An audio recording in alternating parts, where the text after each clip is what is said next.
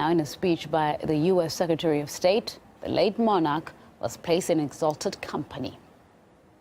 In the battle of ideas, President Obama, the late King Abdullah of Saudi Arabia, King Abdullah of Jordan, Pope Francis, Secretary General Ban Ki-moon, Ayatollah Sistani, many others have tried to point the way. Now, Kerry used a different tone to his colleague, Vice President Joe Biden, less than 6 months ago. Our allies in the region were our largest problem in Syria, the Saudis, the Emiratis, etc. They were so determined to take down Assad, they poured hundreds of millions of dollars and thousands of tons of weapons into anyone who would fight against Assad. Polly Boyko looks at why some of the international reaction to the death was widely mocked and condemned on social media. David Cameron, the Prime Minister here, is going to be travelling out to Saudi Arabia to pay his respects. He's already said that he was deeply saddened to hear of his passing. He said that the King will be remembered for his commitment to peace and for strengthening understanding between faiths. But the tributes have been pouring in from politicians, public figures, dignitaries.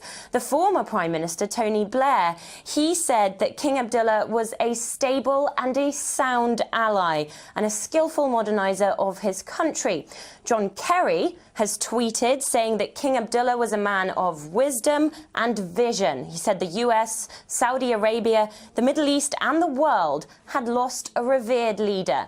Now, the reaction on social media and in the Twitter sphere has been somewhat different. Twitter has exploded with criticism in response to the Western leaders' response to the death of the Saudi king.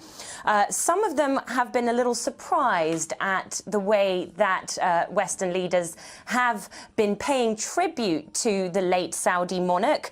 Some of the tweets have accused the Western elite of double standards.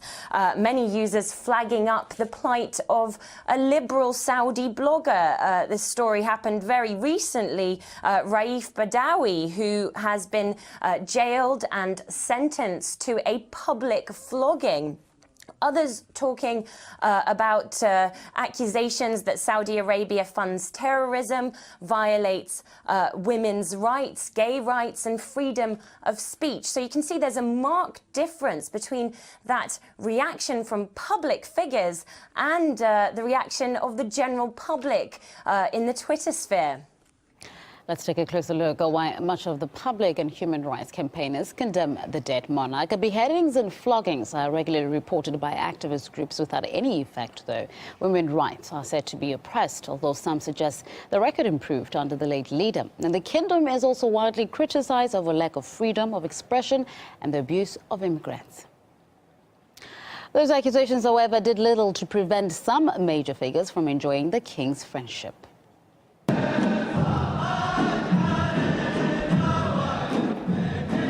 Here you can see the Prince of Wales back in February last year joining members of the Saudi royal family in the traditional sword dance. He took part in the ceremony during a tour of the Middle East. With Britain on a high state of alert for terror acts, the Home Office insists it will take the strongest action possible against anyone who travels to Syria and Iraq and then returns aiming to do harm, although currently the figures are not overwhelming. According to the Home Office, about 250 Brits are believed to have slipped back home after fighting alongside extremists, and only 40 of them have been charged with Syria-related offences. And in total, about 500 British citizens are suspected of travelling to Iraq and Syria. Security analyst Charles Shoebridge believes this should still top the list of priorities for intelligence services. It's not good intelligence practice to simply be watching hundreds and perhaps even thousands of people. It's an impossible task, and yet that's what the thrust of the intelligence services, for example, in Britain, France and America, seem to have been arguing that they need more resources just to be able to watch more people. The most productive way to target intelligence targets, such as terrorists, is to develop proactive operations against them. But in order to do that, you really need to have the sources in place, and that's where the work really should be focused. And that depends very much upon the assessment of the threats posed by individuals and groups, and it's in the if you like, the decision-making process that intelligence agencies are carrying out where things seem to have been going wrong. After all, almost all of these attackers have been known to the intelligence services, but intelligence resources wrongly weren't devoted to them and were put elsewhere. I'll be back in half an hour. Boom Bus is next with Erin Aid.